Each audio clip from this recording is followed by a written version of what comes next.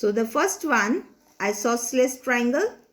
If only two sides of a triangle are equal, then it is called an isosceles triangle.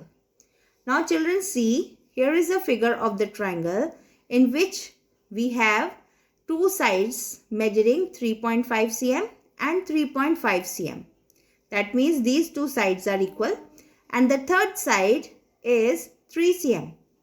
So when we see this figure of the triangle, we come to know immediately that this triangle is an isosceles triangle.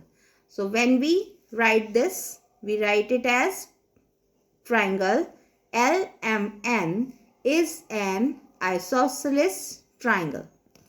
Now in this type of triangle, when the two sides are equal, the angles opposite to the equal sides are also equal. So in this case, angle M is equal to angle N. Next is the equilateral triangle.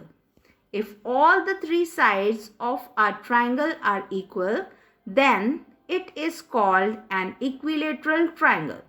Let us see this triangle DEF. Now in this triangle, you can see that all the three sides are measuring 4 cm. That means they are equal. And when they are equal, we can say the triangle DEF is an equilateral triangle.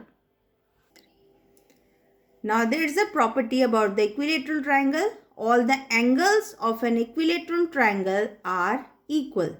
That means each of them will measure 60 degrees. Third one is the scalene triangle. If all the three sides of a triangle are of different lengths, then it is called a scalene triangle. Let us observe this triangle PQR. Here we see all the three lengths are different. The line segment QP is 3.5.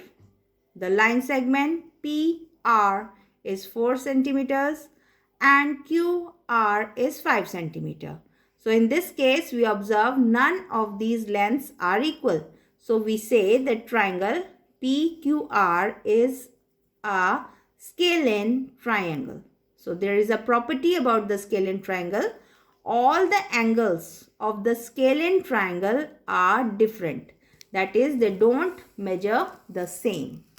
Now according to the classification of triangles to their sides, we come to a conclusion that is an important result, which is the sum of all the lengths of any two sides of a triangle is always greater than the length of the third side.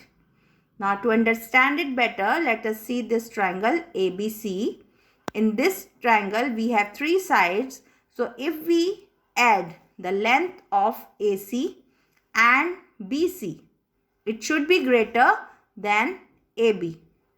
Or if we add CB and BA, it should be greater than AC. If we add BA and AC, it should be greater than the length of BC. So if these three possibilities are true, then the triangle is possible. Let us see the solved example to understand the rule of line segments of a triangle more clearly. The question is it possible to form a triangle whose sides are 5 cm, 6 cm and 12 cm long? So, according to the rule, the sum of two sides should be greater than the third. So, let us add 5 and 6. Is it greater than 12? No. 6 and 12. Is it greater than 5? Yes. 12 and 5. Is it greater than 6? Yes. So in this case, as we find that one of these additions is false, that is not coming true according to the rule, so the triangle is not possible. Let us see another example. Here we have the lengths as 10 cm, 12 cm and 8 cm. Now again we will follow the same. Sum of two sides should be greater than the third. So we add 10 and 12. Is it greater than 8? Yes. 12 and 8. Is it greater than 10? Yes. 8 and 10. Is it greater than 12? Yes. Now as we see, all the three possibilities are true. That means the triangle is possible.